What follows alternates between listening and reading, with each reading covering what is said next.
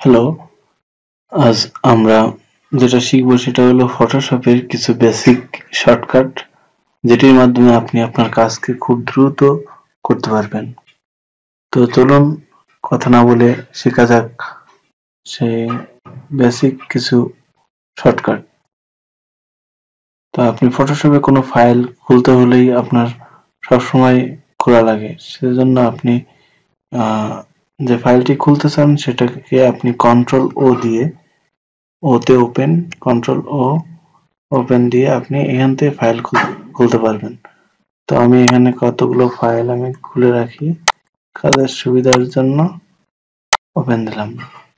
তাহলে প্রথম যে শর্টকাট সেটা হলো আমাদের কন্ট্রোল ও, কন্ট্রোল ও তে হলো ওপেন হবে। এখন দেখেন অনেকগুলো ফাইল এখানে ওপেন হয়েছে। আপনি যে ফাইলে কাজ করবেন সে ফাইলটা কাজ ধরেন করা শেষ, সেটি যদি আপনি ক্লোজ করতে চান সেটা কিভাবে করবেন, কন্ট্রোল ডব্লিউ দিলে শুধু একটা ফাইল যেটাতে আপনি কাজ, যেটাতে অ্যাক্টিভ আছে যে ডকুমেন্টটি, সেই ডকুমেন্টটি আপনার ক্লোজ হবে। দেখছেন ডকুমেন্টটা কিন্তু কেটে গেছে, এই যে ডকুমেন্ট কিন্তু কেটে যাচ্ছে, যেটা অ্যাক্টিভ আছে। তাহলে কন্ট্রোল ডব্লিউ।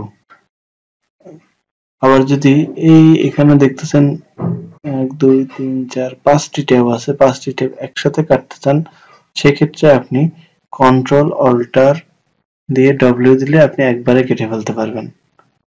তো দেখেন আপনি কিভাবে সহজেই ওপেন করতে পারছেন এবং একটি ফাইল খুব দ্রুত কাটতে পারছেন। আপনার ফাইলে গিয়ে আপনার কাটা লাগছে না।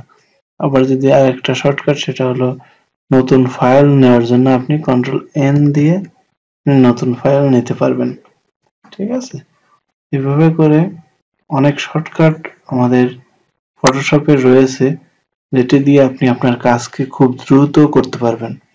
তো এই ছোটখাটো শর্টকাট আপনাকে কাজে দ্রুত আপনি যাতে কাজ করতে পারেন সেগুলোর দিকে আপনাকে সাহায্য করবে।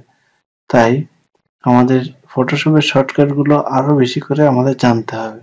তো আজকের পর্ব এখানেই শেষ। সবাই ভালো থাকবেন। ধন্যবাদ।